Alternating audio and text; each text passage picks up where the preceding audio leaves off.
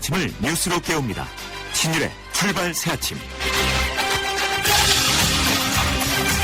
비서관 상임당과의 접촉이 없었다. 연락이 없어서 그래서 섭섭했다. 바로 이렇게 말하던 정윤회 씨의 주장에 대해서 또 다른 주장이 나왔습니다. 조응천 전 공직기관 비서관이 조선일보와 가진 인터뷰에서 지난 4월 10일에서 11일 사이 정윤회 씨로부터 전화가 왔으나 받지 않았더니 이재만 총무비서관이 정윤회 씨 전화 좀 받으시죠? 이렇게 말했다는 겁니다.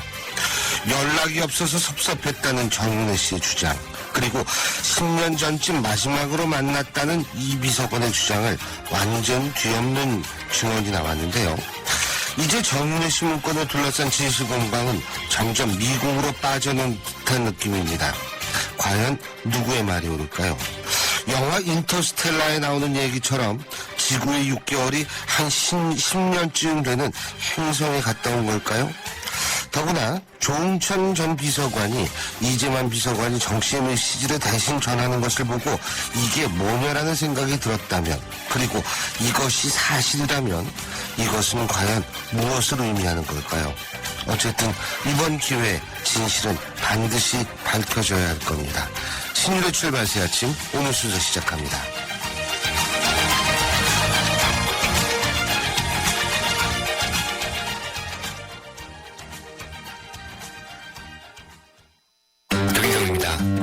쌀쌀해진 날씨, 저는 수트를 입을 때도 청바지를 입을 때도 다크랜드 클래식 패딩을 꼭 챙깁니다. 신사로 보이고 싶을 때도 캐주얼하게 보이고 싶을 때도 클래식 패딩 하나면 스타일이 완벽해지거든요. 조인성이 추천합니다. 다크랜드 클래식 패딩. 뉴스를 읽어드립니다. 뉴스를 보여드립니다. 뉴스를 들려드립니다. 최영일의 뉴스 매거진. 예, 오늘도 지금까지 들어온 뉴스 정리해보겠습니다. 최영일 시사평론가 나와 계십니다. 어서 오십시오. 안녕하세요. 예, 엄청 추워요. 네. 와, 장난 아니에요. 12월 이틀 만에. 예. 어제는 눈 안 온다고 말씀드렸다가. 비슷함을 많이 받으셨죠. 어제 그 문자 들어오는 게 또 굉장히 네. 우리 청취자 여러분께서 아주 그냥 영화 같은 문자를 보내주셔서 네. 언제 어디에서 눈이 오는지를 다 체크할 수 있었습니다. 근데 정말 우리 방송 청취자 여러분 마치고 고맙습니다. 나서자마자 눈발이 막 흩날리더라고요. 맞습니다. 예, 여기가 좀 눈이 늦게 오는 동네 모양이에요. 맞습니다. 예. 오늘 영하 7도 더 되는 것 같은데. 제가 볼 체감 때. 온도는 10도 아래로 예. 떨어진 것 같습니다. 아유, 오늘 카피는 어떤 겁니까? 오늘 카피도 좀 춥습니다. 네. 어려운데요. 콜사인 6KCA8. 아유, 굉장히 어렵네요. 이게 콜사인. 뭐냐면요. 예. 이게 콜사인, 이게 사실은 부를 때는요. 6킬로 찰리 알파 8 이렇게 부릅니다. 그렇죠. 근데 이게 선박의 호출보호인데요. 우리가 그냥 부르는 이름은 501 오룡호. 이게 어제 오후에 2시가 좀 넘어서 북극해 근처 맞아요. 베링해에서 예. 위치 발신이 끊기고 조난이 됐습니다. 예. 그래서 지금 구조 활동이 아직도 벌어지고 있는데요. 예. 우리 배입니다. 사조산업 소속의 배고 이 501 오룡호 명태잡이 배인데요. 이 60명이 타고 있었고요. 지금 한국인 선원 11명. 근데 이제 구조는 불과 한 8분 정도가 됐는데 아이고, 저런. 그중에 한 분 한국인 선원이 사망한 상태입니다. 이게 워낙 바다가 추워서 저체온증으로 사망하셨는데요. 지금 베링해가 이 수온이 영하 한 10도 정도 된다고 그렇다고 하네요. 그러죠. 네. 이거 참, 어서 빨리. 이게 더군다나 이게, 세월호 선박검사한 데서 이 배도 검사했다고 그러더라고요. 예? 그래서 원인이 뭐냐 이게 문제인데 사실은 이게 트롤선이라고 부르는데요. 트롤선이 우리말로는 이제 저인망어선, 그러니까 그물로 수많은 이제 어류를 포획해서 냉동 창고가 이제 이렇게 설치되어 있는 배라고 해요. 예. 이 1,700톤 정도 되는 배인데요. 원양어선. 근데 이게 문제는 40년 가까이 되는 설령이더라고요. 글쎄요. 만들어진 게 이게 78년, 76년 이 정도로 추정을 하고 있어서 예. 36년이냐 38년이냐 이 정도인데, 문제는 지금 우리가 20년 설령 얘기를 세월호 때 계속 하지 않았습니까? 글쎄요. 근데 저는 40년 가까이 된 배가 그것도 먼 바다에 나가서 어제는 또 이 파도가 5m 이상 쳐서 대부분의 배들이 이제 피항을 하고 있었는데 왜 이 오룡호는 바다에 나가야 했을까? 여러 가지 또 의문을 제기하는 그런 사건이 아닐 수 없습니다. 그래서 지금 가족들 같은 경우에는 무리한 조업을 하다가 결국 이런 사고가 나지 않았느냐 이런 얘기를 하고 있는 것 같더라고요. 네, 이게 또 골든타임 얘기 계속 나오지 않습니까? 하룻밤이 벌써 지났는데 아직까지도 이제 실종자가 52명. 빨리 좀 이 생존자들이 많이 구조되기를 이제 바랄 뿐이고요. 예. 뭐 같이 우리가 기도해야 될 사안이고요. 그렇습니다. 국내 뉴스는 오늘 뭐 조간 펼쳐보면 아까 그래서- 오프닝 멘트 해주셨지만 몽땅 정윤혜 씨입니다. 그러니까 뭐 우리가 다시 시네마의 뉴스 해야죠. 인터스텔라에 관한 아까 얘기죠. 재밌는 말씀해 주셔서 지구에서의 6개월이 한 10년 정도 되는 행성에 갔다 왔는지 뭐 이제만 그거는 총무 내가 비서가 모르겠어요. 되겠는. 그건 모르겠는데 중요한 거는 누구의 말이 맞는지는 지금 모르죠. 네. 근데 굉장히 상반되는 주장이 계속 나오고 있으니까 예. 그럼에도 불구하고 어제 대수비에서 대통령께서는 이게 언급이 있으실까 없으실까 다 궁금했었는데 굉장히 강한 전공법에 가까운 발언을 하셨습니다.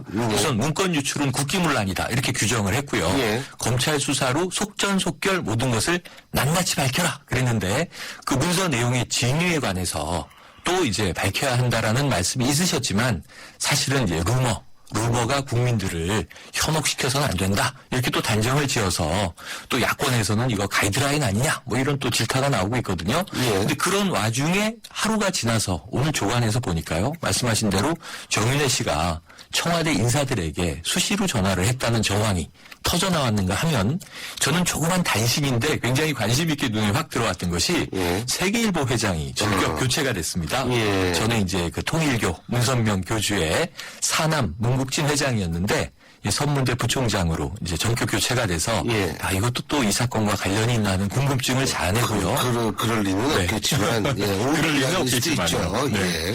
그 외에도 지금 이제 이 박모 행정관은 본인은 절대로 문건을 유출하지 않았다라고 이제 강변하고 있는 상태고요. 검찰 조사에 언제든 응해서 모든 사실을 다 밝히겠다. 그런데 문제는 청와대 내부가 지난 4월 이후에 돌아왔던 정황들이 다 자꾸 여러 가지로 이제 수상한 정황들이 터져 나오고 있어서요. 그 4월 요 사건 직후부터 청와대 내에 이 사정 관련 담당자들이 네. 30-40명 정도가 되는데 3개월 사이에 이제 20명이 교체됐다고 하는 거죠. 그래서 이제 언론에서는 이것이 굉장히 미심쩍은 정황이다. 이렇게 오늘 기사를 쓰고 있고 청와대에서는 통상적인 인사교체다. 수시로 청와대 내 인사들도 교체가 된다. 이런 이야기를 하고 있어서 진실 공방이 지금 여러 지점에서 정말 아까 미궁이라고 말씀하셨지만 참 이 점입가경으로 들어가고 있습니다. 근데 이게 뭐 우리가 단순하게 가십성 혹은 흥미성으로 넘길 수가 없는 이유가 네. 이것이 바로 청와대라는 곳에서 일어나는 국정의 일이고 컨트롤 타워 아닙니까? 그렇기 때문에 더군다나 예를 들면 뭐 이렇게 볼 수가 있죠. 정말 박근혜 대통령 말 맞다나 이것이 루머일 수 있습니다. 네. 하지만 루머로 믿게 하기 위해선 여러 가지 정황적인 것이 야 네. 진짜 루머구나라고 이게 느끼게끔 만들어야 하는데 그렇죠. 자꾸 다른 얘기가 나오게 된다는 건 맞습니다. 내용의 진위를 떠나가지고 사람한테 충분히 궁금하게 만들 수 있다는 거. 맞습니다. 여기에 문제가 있는 거예요, 예. 사실은. 그러니까 거짓을 해소하는 유일한 길은 진실이다. 이렇게 얘기를 하지 않습니까? 그렇습니다. 팩트가 많이 확인이 되면 루머 혹은 뭐 우리가 찌라시성, 풍설 이런 건 사라지게 돼 있는 것인데 팩트가 없으면 그러니까 정보가 제공되지 않으면 사람들은 또 거짓을 자꾸 진짜로 믿게 되는 사회적으로 좋지 않은 사례들이 자꾸 확산되게 되죠. 물론 그 조응천 전 비서관도 정윤혜 씨 전화를 받지 않았다. 네. 그 사실과 자신의 사퇴를 어떤 연관이 있는지는 모르겠다라고 얘기를 하지만 맞습니다. 이것도 오비일 수 있죠. 조응천 전 비서관이 정윤혜 씨의 전화를 받지 않는 날로부터 나흘 후에 네. 민정수석실로부터 그만두라는 통보를 받았다. 지금 이렇게 얘기가 나오고 홍경식 있으니까. 민정수석이 불러서 그동안 잘해줬다. 이제 그만두시라 이런 얘기를 들었다는 거죠. 그러니까 4월 10일 내지 11일에 정윤혜 씨 전화를 받지 않고 이재만 총무 비서관이 정윤혜 씨 전화 좀 받으시죠 했는데 좀 생각해 보고요 이렇게 답변했다고 해요. 예. 그리고 이제 전화를 받지 않고 연락을 취하지 않았는데 그로부터 이제 말씀하신 대로 나흘 후 4월 15일에 그만두시오. 사실은 다음 날 4월 16일은 세월호 사태가 터졌기 때문에 이후로 모든 전국이 묻혀서 맞습니다. 저도 당시에 조응천 이 비서관 사태를 그만두지. 보면서 예. 대체로 분위기가 나쁘지 않았거든요. 정신이 열심히 했고, 없었잖아요. 네, 열심히 했고 뭐 이 스스로 사퇴한 예. 것으로 예. 발표가 나와서 열심히 하신 분이구나 하고 넘어갔는데 예. 문제는 지금 우리가 그 시간으로 돌아가 보니까 청와대 내부에서는 매우 복잡 미묘한 사건이 전개되고 있었다는 정황들이 이제서야 터져나오고 있는 상황이 됐습니다. 그렇습니다. 그리고 사실 박근혜 대통령 말 맞다나 이 청와대 문건이 이렇게 밖으로 유출됐다라는 것은 국기문란이라는 건 사실이에요. 맞습니다. 근데 제가 그래서 청와대 비서실 쪽에 궁금한 것이 뭐냐면 이게 찌라시를 모으는 수준이기 때문에 별거 아니라고 생각을 했는지 네. 사실 그때 이 부분을 철저히 조사를 해서 가렸어야 되거든요. 맞습니다. 근데 지금 이것이 국기문란이다라고 얘기하는 거는 사실은 어떤 면에서 뒷북치는 측면도 있는 거거든요. 그래서 그게 조선일보는 이 조홍천 전 비서관 이야기를 예. 담고 있고요. 또 이제 뭐 진보 매체로 알려진 한겨레 신문에 보니까 이미 청와대는 제3의 유출자를 알고 있다. 색출했다. 그럼에도 불구하고 이제 대통령께서는 검찰의 또 수사를 강력하게 주문을 했다. 그러면 청와대는 먼저 내부 조사한 내용을 밝히는 것이 예. 순서가 아니냐. 또 이런 질타를 하고 있어요. 예. 아마 야권은 오늘이 이제 지금 국회는 예산안이 본회의에서 처리되는 법정 시한 마지막 날 아닙니까? 예. 이 예산안 처리가 오늘 원만하게 여야 합의로 수정안이 처리된다면 이제 내일부터는 제가 생각하기에는 참 이게 또 복잡한 정국이 개시될 것 같습니다. 그렇습니다. 밝힐 거는 철저히 밝혀야겠죠. 하지만 예, 진짜 이 바다에서도 참 또 참사가 났고 네, 먼 바다죠. 러시아인데요. 그렇죠. 예, 참 그리고 국내 사건은 또 국내 사안은 이건 계속 어떻게 무슨 얘기인지 모를 정도로 꼬이고 있고 지금 이거 두 참 가지입니다. 국정농단이냐, 국기문란이냐, 어쨌든 둘 다냐, 둘 중에 하나는 해당될 것 같고요. 둘 다 아니었으면 참 좋겠네요. 네. 말이에요. 예. 그런데 이번 기회에 거짓말한 사람은 좀 맞습니다. 밝혀졌으면 좋겠어요. 누가 거짓말을 했는지 찾아내야죠. 모르겠는데. 그 이런 일이 없도록 조치하는 게 맞습니다. 사건의 교훈이 되지 않겠습니까? 예. 자, 오늘 어떤 노래? 오늘 노래는 뉴스와 아무 상관이 없는 노래인데요. 네. 김현철 씨가 부르는 거짓말도 보여요. 한번 들어주시죠. 예, 아무 상관이 없네요, 진짜. 예, 예, 알겠습니다. 오늘 말씀 잘 들었습니다. 고맙습니다. 네, 고맙습니다. 예, 지금까지 최영희 시사평론가였습니다. 내 차에 뭘 넣은 거야? 가짜 사주 의심될 때 1588-516 주저 말고 신고해요 1588-516 가짜 사기 신고는 한국사기관리원 1588-516 신율의 출발 새 아침 1부 순서는 여기까지고요. 전 잠시 뒤 2부에서 뵙겠습니다. 안녕하십니까. 농어촌 희망재단 이사장 김다롱입니다. 농촌 출신 학생들에게 매년 늘어나는 등록금과 하숙비 등은 큰 부담으로 다가올 수밖에 없습니다. 그러나 대학생 여러분, 농어촌 희망재단이 있습니다. 여러분들이 학업에 전념할 수 있도록 장학금을 지원하는 농어촌 희망재단에 노크를 하십시오.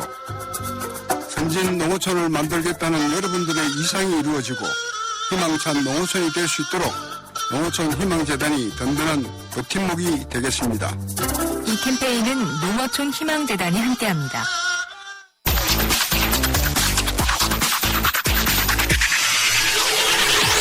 신유의 출발 새 아침.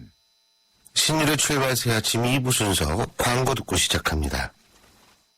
25년간 집에만 집중해 전국 7만 7천여 세대를 공급해온 호반건설 11월 시흥 목감과 광명 역세권 지구에 찾아옵니다. 편리한 교통과 상업시설을 모두 누리는 시흥 목감. 특별한 가치의 광명 역세권 지구. 첫 민간 분양 브랜드 아파트. 우선 세교 신도시와 수원 호메실 지구까지. 역시 호반건설. 여러분은 지금 대한민국 유일의 경제 채널 YTN 뉴스 FM에서 보내드리는 신율의 출발 새 아침을 듣고 계십니다.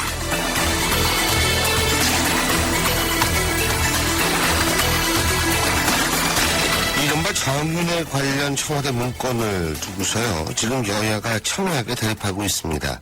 그리고 더욱더 국민들을 궁금증에 몰아넣고 있는 것이 매일 자고 일어나면 조간신문에서 새로운 사실이 터져나온다는 겁니다. 과연 이러한 상황을 어떻게 봐야 할까요? 그리고 특별감찰관제, 그리고 지금 얘기가 나온 상설특검제, 이러한 것들은 박 대통령이 대선 공약을 했던 사안 중에 하나인데요.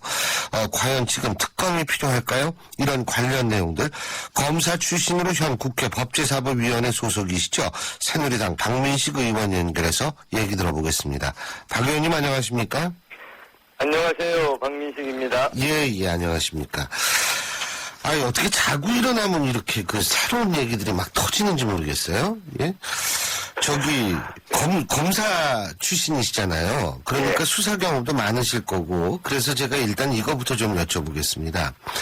이 어떤 그 분쟁이나 논쟁이나 사건이 터졌을 때요.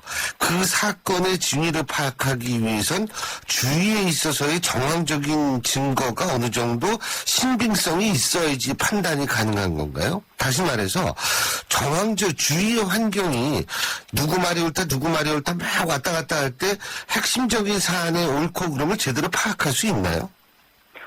뭐 상당히 이제 어려운 질문인데. 죄송합니다. 네. 뭐 하여튼 그 검찰은 수사기관이기 때문에 이제 시중에 근데 이제 뭐 이런 의혹이 있다 누가 뭐 어떻다 뭐 이런 걸 가지고 수사에 바로 착수한다는 것은 아니고 어떤 비리 혐의가 있어야 되겠죠. 단서라고 하는데 근데 뭐 고소 고발을 한다든지 또는 비리 혐의가 있어서 수사기관에서 자체적으로 인지를 한다든지 이런 수사의 단서가 있을 때 이제 수사에 착수하게 된다. 이것이 원칙은. 예를 들면은요, 지금 정윤회 씨가 조응천 전 청와대 공직비서관이 오늘 조선일보 일면에 나온 얘기인데요.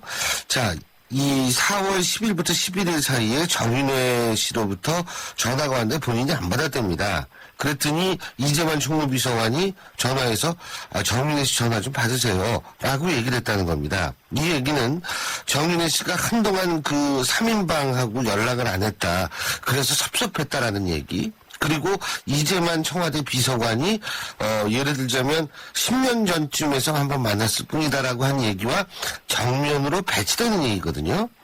그래서 이거는 사실 핵심은 아니라 환경 아니겠습니까, 사안에? 그러니까 아까 말씀드린 것처럼 이제 뭐 다른 데서 근데 뭐 무슨 그 조직 내부에 청와대 내부에 무슨 뭐 감찰 조사를 한다 그냥 단순하게 조사를 한다라고 하면 모르겠습니다만은 검찰은 수사기관이지 않습니까? 네.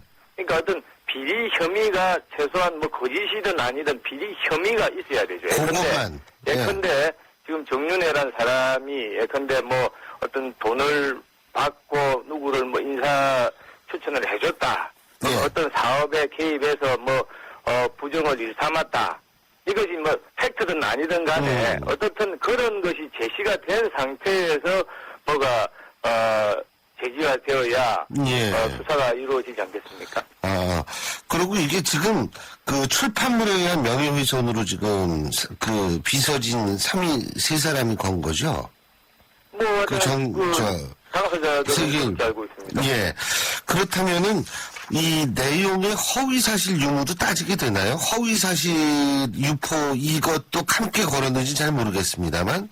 뭐 당연히 지금 뭐 검찰에서도 지금 중앙지검 형사 일부가 이제 그 명예훼손 부분을 다루고 또 특수부에서는 뭐 문건 유출 부분을 다룬다 이렇게 제가 보도를 보았는데 지금 말씀하신 그런 부분은 이제 사실은 사실이냐 아니냐 그러니까 허위 사실이라고 하면은 명예훼손의 어떤 적용 가능성 부분을 검토해 볼 수 있겠다.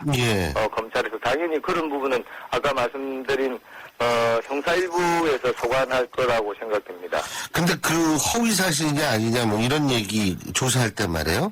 민경욱 청와대 대변인이 찌라시 수준의 내용을 짜집기 한 거다. 이렇게 미리 얘기를 해버리면 사실상 검찰 수사에 가이드라인을 제공한 것 아니냐. 아니 쉽게 얘기하면은 김 빠지는 거 아닙니까? 수사하는데 어떻게 보십니까? 근데 요즘에 저도 저도 노무현 정부 때 이런 비슷한 사건을 제가 직접 담당해 본 적도 있고 뭐 MB 정부다 지금 박근혜 정부다 지금 오면서 사실은 뭐 밖에서 보듯이 검찰이 또 법원도 마찬가지입니다만은 정치권에서 뭐 이렇게 주문하는 대로 그렇게 잘 안 움직입니다 실제로.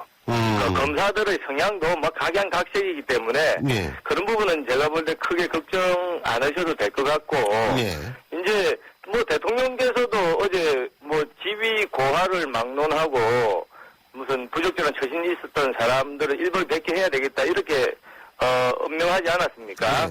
그러면은 그런 그 부적절한 처신 여기에는 문건 유출 뭐 또 명예훼손뿐만 아니라 또 야당에서 주장하는 그런 비선 그룹의 국정농단이 있었다. 라고 한다면 그것까지 다 포함해서 일벌백계 해야 된다는 그런 취지 아니겠습니까? 예. 그래서 이런 부분은 이제 검찰에서 이제 수사에 아주 신속하게 착수했기 때문에 동전의 양면이다. 이것을 뭐 예컨대 그 대변인이 가이드라인 비슷하게 뭐 이거 아니다라고 한다고 해서 이것만 조사하고 저거는 조사 안 하고 이럴 그런 것이 아니죠. 예. 그리고 박근혜 대통령이 국기문란이다 이런 표현을 쓰지 않았습니까? 근데 그 국기문란 사실 청와대 문건이 이렇게 유출된다라는 거는 이 국기문란이라는 거는 사실 분명한 것 같아요. 그렇지 않습니까? 상당히 저는 심각한 문제로 그렇죠. 보고 있고. 예. 예. 그런데 중요한 것은 뭐냐면 바로 그런 국기문란적 사안을 청와대가 미리 먼저 철저히 그걸 인지했을 때 조사를 했어야 되는 거 아니에요? 그렇죠. 그런 부분에 대해서. 국기문란 행위를 오히려 방치한 거 아닙니까? 청와대가 그렇다면? 뭐 지금 그 동안의 사정은 제가 잘 모르겠습니다만은. 예. 아무튼 지금 결과를 놓고 보면은 청와대의 그런 문건이 하여튼 밖으로 나와가지고 지금 뭐 상당히 그 정치적 파장도 일으키고, 국가적인 그런 에너지도 소모시키고, 또 언뜻 보면은 그 당시에 무슨 뭐, 그 비서관 팀이라고 합니까? 그쪽하고 또 뭐 공직기관 뭐 이 팀하고 뭐가 예. 좀, 심각한 트러블이 있었던 것 아니냐. 뭐 별 얘기가 다 네, 나와요. 그러니까 사실은 이거 자체가 대통령을 보좌하는 사람들로서는 있어서는 안 될 일이죠. 예. 한심하죠. 그러니까 이거를 사실 컨트롤했어야 되는데 그거를 청와대 내부에서 제대로 못했다는 지적도 있는 것 같아서 여쭤본 거고요. 네. 그리고 특별감찰관제 그죠? 이거 빨리 좀 어떻게 임명을 해야 되는 것 아니냐 이런 얘기들이 많이 나오고 있거든요. 왜냐하면 사실 뭐 특별감찰관제가 있다고 해서 이런 문제가 터지지 말라는 법은 없습니다만 어쨌든 그래도 이 주위 사람 관리는 좀 더 제대로 되지 않았느냐 이런 않았겠느냐 이런 아쉬움이 있어서 아마 이런 얘기가 나오는 것 같은데. 그렇죠. 저도 제가 박근혜 후보 당시에 정치 쇄신 특위 위원이었습니다. 예. 당시 저희들이 그야말로 정말 야심차게 만든 작품이라고 할 수 있는데, 예. 이제 국민들이 중수부 뭐 또 야당에서 자꾸 이제 폐지하라고 하니, 이걸 폐지하고, 정말 좀 독립적인 기관으로서, 특별감찰관제 플러스 예. 상설특검. 예. 이거를 이제 박근혜 대통령이 공약하지 않았습니까? 예. 그래서 지난 국회에서 통과가 됐죠. 예. 통과까지 되었는데, 지금 이제 특별감찰관제는 아시다시피 국회에서 세 사람을 추천하게 되어 있습니다. 예. 세 사람 추천하게 되어 있고 그걸 서면으로 대통령한테 추천하면은 대통령이 이제 한 사람을 임명을 하고 청문회를 거치게 되어 있죠. 그렇죠. 그래서 지금에 근데 이제 청와대 내에 뭐 민정수석실이다 공직 뭐 비서관팀이다 이런 사람들은 이제 대통령의 직속 기관인데 비해서 예. 이 특별감찰관은 이제 물론 대통령이 임명하지만은 직무상은 독립되어서 활동하게 되어 있지 않습니까? 예. 그래서 이런 사안을 이번 사건 같은 것이 재발되지 않도록 하기 위해서라도 저는 빨리 특별감찰관 이제 이 법도 이제 지금 통과되었으니까 빨리 임명 되도록 국회가 빨리 추천을 하고 예. 또 그런 절차를 거쳤으면 합니다. 근데 여태까지 왜 안 된 거예요, 그게? 이게 뭐 아마 이제 여야가 추천을 했는데 제가 알기로는 여야가 추천을 했는데 그 중에 추천을 받은 사람이 사후적으로 아마 고사를 한 걸로 알고 있습니다. 아, 고사를 하셨다. 그렇죠. 예. 본인이 예. 그래서 이제 다시 이게 추천을 다시 해야 될 판이다. 예. 뭐 그런 이제 여야 간에 지금 그런 문제가 있어서 절차가 진행되지 못한 것 아니냐. 예. 아, 그렇군요. 이거 빨리 좀 해야 될 것 같고. 그리고 사실 이 정윤회 씨, 이거 사실 굉장히 이분도 억울한 측면이 있을 수도 있어요. 그죠? 이게 항상 뉴스의 중심에 등장하니까. 그런데 문제는 정윤회 씨 관련된 문제로 청와대 측에서 지금 언론에 2건의 소송을 지금 건 거 아니겠습니까? 물론 이제 이번에 세계일보에 대해서 명예훼손으로 건 거는 지금 현재로서는 그 비서진 상인의 이름으로 개별적으로 건 것 같은데 상계신문 같은 경우도 사실 있었지 않습니까? 그렇죠? 근데 그때 우리 박 의원님께서는 구속 수사가 필요하다. 상계신문 지국장에 대한 이런 말씀을 하셨었죠. 그 이유 잠깐만 말씀해 주시겠습니까? 우선 두 가지만 말씀드리겠습니다. 예. 우선 정윤회 이분이 이제 저도 언론을 통해서 이름만 알고 있는 분인데. 아무도 몰라요, 제. 예. 근데 이제 이분도 개인적으로 억울한 점이 있겠죠. 저도 있을 거라고 봐요. 예. 어제는 또 일간신문 일면에 이제 얼굴까지 나왔지 않습니까? 예. 그러면 이쯤 되면은 저는 이분이 국정에 이제 더 이상 부담 주지 않기 위해서라도. 예. 당당하게 기자회견하고. 예. 또 검찰 조사 받고. 또 그것이 이제 억울함이 해명되고 나면은. 예. 사실 우리 박근혜 정부 성공을 위해서 내가 떠나겠다. 예. 사실 박근혜 정부 끝날 때까지 어디 밖에 나가 계셨으면 좋겠어요.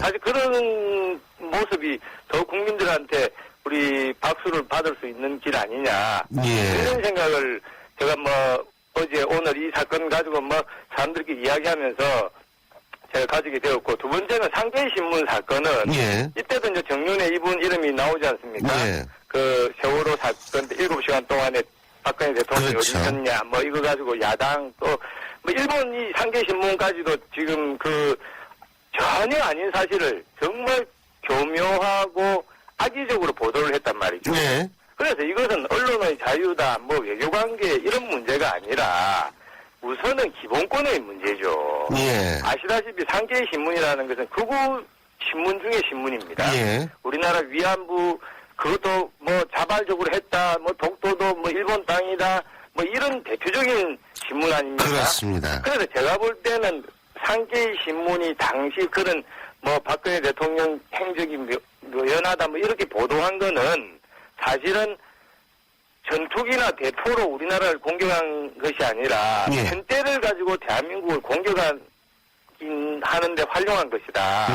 그래서 이런 부분에 대해서는 여야 할 것 없이 사실이 아닌 걸로 다 드러났지 않습니까? 예. 그러면은 좀 엄정하게 대처를 할 필요가 있다. 그리고 유사한 이런 명예훼손 사건에 대해서 우리나라 사람은 지금 구속되어서 감방에 있거든요. 아, 그렇습니다. 그래서 예. 외국 기자를 차별해서는 안 되죠. 그렇지만 우리보다 잘 사는 나라의 기자라고 해서 우대해서도 안 된다. 그것이 제 생각입니다. 예. 그래서 이렇게 주장을 하셨군요. 어쨌든 이번 수사, 이 일각에서는 특검을 얘기하지 않습니까, 또? 근데 지금 특검 혹은 국정조사 필요하다고 보십니까? 이런 일이 생기면은 이제 여당은 정치 공시하지 마라, 또 야당은 이제 권력형 비리다 바로 특검하자 이렇게 이제 주장을 하지 않습니까? 예. 근데 이번 사건은 과거와는 달리 과거에는 이제 검찰 자체가 움직이질 않았습니다. 예. 근데 이번 사건은 검찰이 정말 신속하게 지금 수사팀을 꾸렸지 않습니까? 예. 그러니까 검찰 수사가 제가 볼 때 한 일주일 열흘쯤 지나면은 어느 정도 가닥이 될 것 같아요. 윤곽이 드러난다. 그렇죠. 그것을 지켜보고 예. 부족하면은 국정조사든 또 특검 논의를 충분히 할 수 있지 않나. 지금은 좀 기다려볼 필요가 있다라고 생각합니다. 예, 잘 알겠습니다. 이른 아침에 이렇게 인터뷰해 주셔서 고맙습니다. 감사합니다. 감사합니다. 예, 지금까지 새누리당의 박민식 의원이었습니다. 경제 컬럼니스트 정철진의 경제 시선. 경제 뉴스 살펴보겠습니다. 정철진 경제 컬럼니스트 연결하죠. 안녕하세요. 네, 안녕하십니까. 오늘 아침부터 하도 정윤회 이거 관련된 얘기만 하다 보니까 경제 얘기를 하니까 아주 기분이 신선해집니다. 예. 예. 국제신용, 3대 국제신용 평가사 중에 하나죠. 모디스. 네. 일본의 국가신용 등급을 한 단계 내렸다고 하는데. 네. 이거 자꾸 일본이 돈 푸니까 이런 거 아니에요? 그렇죠. 그런 이유도 분명히 있습니다. 있어요? 이게 예. 참 여러 가지 요인이 다 섞여 있는 건데 말썽입니다. 쉽게 말하면요. 무디스가 어제 일본의 국가신용 등급을 AA3에서 A1으로 한 단계 강등을 했는데요. 그나마 다행인 게 이제 등급 전망이라고 해요. 앞으로 어떻게 할 것인가 이런 이제 암시를 주는데 네. 그런 스테이블 안정적으로 유지해서 일단은 한 단계 강등으로 그칠 것이다. 추가 하향 조정은 없다. 이렇게 이야기를 좀 했습니다. 이유는 이제 일단 핵심적인 이유는 지금 일본 정부 뭐 빚더미 아닙니까? 일본 정부가. 그래서 재정 적자를 줄이겠다 여러 가지 발표를 했는데 그런 감축 노력들이 뭐 별로 마음에 안 든다. 목표 달성이 불확실해졌다. 이런 게 핵심적인 거고요. 역시 뭐 경제 성장을 부양하기 위한 조치들 말씀하신 것처럼 돈 푸는 아베노믹스도 불확실성이 너무 크다. 이런 의견도 곁들였습니다. 게다가 이제 중장기적으로 보면은 일본 국채 상환 여력이 떨어진다. 이게 뭐냐면은 일본 국채가 위험하다 이런 뜻입니다. 그래가지고 이런 여러 가지 의견들이 좀 복합돼서 일본의 국가 신용 등급이 내렸는데 우리보다 낫습니다. 한국, 중국, 대만 다 AA3거든요. 일본이 그 밑으로 떨어진 겁니다. 예. 아니 뭐 우리가 일본 위에 있다니까 그래도 기분 뭐 나쁘진 않네요. 예. 네. 네. 근데요. 네. 이거 신용등급 강도로 엔화 약세가 더 심해진다는 얘기가 있던데. 어떻게 그렇죠. 보십니까? 우리가 뭐 한 국가가 흔들리면 러시아 지금 보는 것처럼 루브가 완전히 가치 폭락 아닙니까? 그래서 일본이 흔들리면 엔화 약세, 엔화 가치가 더 떨어지니까 우리 수출 기업들 더 어려워질 것 같은데 실은 제가 왜 앞서 일본이 말썽이라고 했냐면 여기서 끝나는 게 아니라 만약에 전 세계 투자자들이 일본 국채에 대해서 의구심을 이제 가질 경우 지금 뭐 일본 정부의 빚이 GDP 대비 200%, 300% 뭐 넘는 그런 수준이니까요. 엔화 약세에서 끝나지 않고 일본 국채 버리겠다 뭐 이러면서 아예 엔화 전반 일본 경제에 대한 의구심을 제기해버리면은 금융시장이 흔들리거든요. 그러면은 뭐 이게 단순한 문제로 끝나지가 않습니다. 그래서 여러모로 일본 도움이 안 됩니다. 맞습니다. 아유, 우경화 때문에 사람 속썩이고 이제는 경제 때문에 또 속썩이고 이게 뭔지 모르겠네. 예. 네, 말입니다. 그리고 삼성그룹의 사장단 인사가 오늘 발표가 됐다고 하는데 네. 어제요 참. 예상한 것보다는 상당히 소폭이었다. 다시 말해서 지금 기조를 계속 유지하겠다는 뜻이다 이런 얘기를 하던데요. 그렇습니다. 어제도 참 얘기 많이 했고 오늘 출근길에도 이제 삼성 사장 인사 뭐 이렇게 얘기 많이 하는데 키워드는 안정이었습니다. 안정. 이번 인사 주목받는 게 이제 이건희 회장 와병 중에 모든 것들을 장남인 이재용 부회장이 이제 주도권을 잡고 이제 이루어진 첫 사장단 인사였거든요. 예. 근데 안정을 택했습니다. 보통 한 이런 이제 55명, 61명인데 총 사장이 그 중에 6명은 뭐 거의 인사권자나 다름없습니다. 이서연 사장, 이재현 사장 그래서 한 55명인을 대상인데 11명에 불과했습니다. 작년에도 16명 있고 많을 때는 뭐 17명, 18명 있거든요. 소폭 인사가 됐는데 핵심은 신종균 IT 모바일, 신종균 삼성전자 사장이 어떻게 되는가 유임됐습니다. 게다가 권오현 부회장, 윤봉은 사장, 이제 3톱이라고 하는데 삼성전자의 3톱 모두 자리를 지켰고요. 당초에는 또 이제 삼성전자 이 하드 모바일이 지금 어려우니까 소비자 가전하고도 합칠 수도 있다. 통합설 나왔는데 무슨 소리냐. 기존대로 분리 운영 그냥 가겠다. 그러니까 뭐 크게 흔들지 않은 이제 뭐 안정적으로 한번 밀어붙이겠다. 뭐 이런 모습을 우리가 읽어낼 수가 있을 것 같아요. 근데 반대로 LG 같은 경우에는 상당히 좀 도전적인 인사를 한 모양이더라고요. 네, 그렇습니다. 그래서 이걸 어떻게 읽어내야 되나. 앞으로 이제 삼성의 스타일이 바뀌는가, 뭐 이런 얘기도 있는데, 제가 보기에는 이제 삼성그룹 같은 경우에는 일단 처음이니까, 이재용 부회장이 하는 첫 사장된 인사니까 이 정도로 하고, 아마 내년 인사쯤에는 좀 파격이 있지 않을까. 1년간 요체제로 가보고 그런 예상도 해봤습니다. 아, 그렇군요. 네. 그리고 뭐 이거는 그냥 우리가 좀 가십성이라고 볼 수가 있지만, 어쨌든 삼성전기 부사장이죠. 이부진 호텔신라 사장의 남편. 네. 이무재 부사장의 행보가 지금 주목을 끌고 있다고 그러는데, 이거 뭐 이혼 소송이 무슨 문제가 있어서 그래요? 왜 그래요? 그런 것 같습니다. 그래서 제가 출근길에 삼성 사장단 인사했는데, 그거 끝나자마자 또 다들 이부진 호텔신라 사장 이혼 소송 얘기를 하는데요. 당초에 이무재 삼성전기 부사장 남편이죠. 이부진 사장이 그냥 잘 이혼 조정으로 순탄하다고 할까? 그냥 잡음 없이 그냥 이혼이 마무리될 줄 알았는데 이무재 부사장 측에서 이 법률 대리인을 본격적으로 선임하면서 뭐 양육권을 포기하지 않겠다. 친권은 논의 대상도 아니지 않느냐. 뭐 이런 얘기도 했고요. 법률 측 대리인은 뭐 언론에서 모든 게 다 합의됐다 이렇게 나왔는데 상이한 부분이 상당히 많다. 뭐 짚고 넘어가겠다. 이렇게 이제 본격적으로 뭐라고 맞선다고 해야 될까요? 그래서 이무재 부사장 측도 이렇게 나와서 당초 이렇게 잘 마무리될 이혼 조정 절차가 이혼 소송 아니면 더 크게 좀 번질 수도 있을 가능성이 있습니다. 앞으로는 뭐 주목해 봐야 되겠어요. 그렇군요. 네. 그리고 청일염. 뭐 이거 쓰시는 청취자분들이 많을 텐데 저는 뭐 이거 별로 안 써봤는데 이 국내 유통되는 천일염 제품들이 품질에는 별 차이가 없는데 가격 차이가 16배 이상 차이가 나는 경우도 있다. 그렇습니다. 천일염이 있고 일반에 정제염이 있는데 요즘 천일염을 많이 씁니다. 천일염이라는 게 좀 좋은 소금인데 바닷물을 그대로 이제 갖고 와서 일정 부분에다가 이렇게 딱 둔 후에 그거를 증발시켜가지고 나오는 뭐 그런 소금입니다. 굉장히 좋아서 뭐 미네랄 성분이 풍부하다. 수분은 상대적으로 적다. 고관한테면 많다. 뭐 이런 거였는데 핵심을 말씀드리면은 이번 조사 16개, 15개 제품을 조사를 했는데 잘하는 부분도 있고 못하는 부분도 있고 그러니까 뭐 이게 들쭉날쭉입니다. 염화나트륨도 많은 것도 있고 적은 것도 있고 수분이 많은 것도 있고 적은 것도 있는데 가격은 또 마음대로 매겨졌다. 그러니까 가격이 비싸다고 하면은 어떤 특징이 있어야 되냐면 수분 함량은 8% 이하 1등급이어야 되고 뭐 칼륨, 칼슘, 미네랄 많아야 되고 이래야 되거든요. 마그네슘 많아야 되고 근데 모든 게 다 좋아야지 비싼 건데 실은 이런 정비례 관계가 있질 않았더라. 가령 비싼 것 중에는 수분 함량이 뭐 정말 적은 것도 있었지만 제대로 된 거. 근데 일반 정제염보다도 수분 함량이 많았는데도 불구하고 천일염이라도 가격은 또 정제염보다 훨씬 비싸고 뭐 이렇게 돼서 이 제멋대로다 이렇게 제멋대로다. 뭐 가격이 제멋대로 매겨졌다. 그래서 한마디로 품질도 제각각, 가격도 제각각. 제각각. 완전 제각각. 굉장히 민주적이네요. 품질이 나빴는데 가격을 롯데 받았다. 뭐 이게 딱 정의가 아니라 뭐 제각각. 그래서 100g당 가격이 최저 450원부터 최고 7,200원까지 혹시 제각각 매겨졌다. 알겠습니다. 주의하시라. 오늘 소식은 여기까지 듣겠습니다. 고맙습니다. 감사합니다. 지금까지 정철진 경제 컬럼니스트였습니다. 안녕하셔요? 저 비단이구만요. 알뜰한 우리 은혜 가족들 챙기는 데는 아낄 줄을 몰라요. 알뜰한 주부님들 통신비만큼은 M모바일이 아껴드릴게요. 휴대폰 무대로 60만 바꾸면 통신비가 최대 반가. 따질수록 KT 알뜰폰 M모바일 가입문의 1899-5000번. 생명보험 우수인증 설계사 만나보셨어요?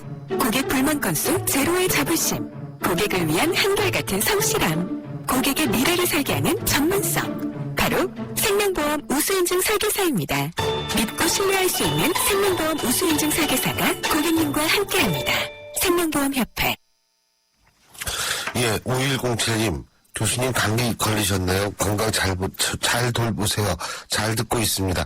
아유 고맙습니다. 그래도 지금 많이 나아가는 과정입니다. 여러분 이렇게 걱정해 주셔서 고맙습니다. 자, 2부 순서는 여기서 줄이고요. 전 8시 10분 3부에서 다시 찾아뵙겠습니다.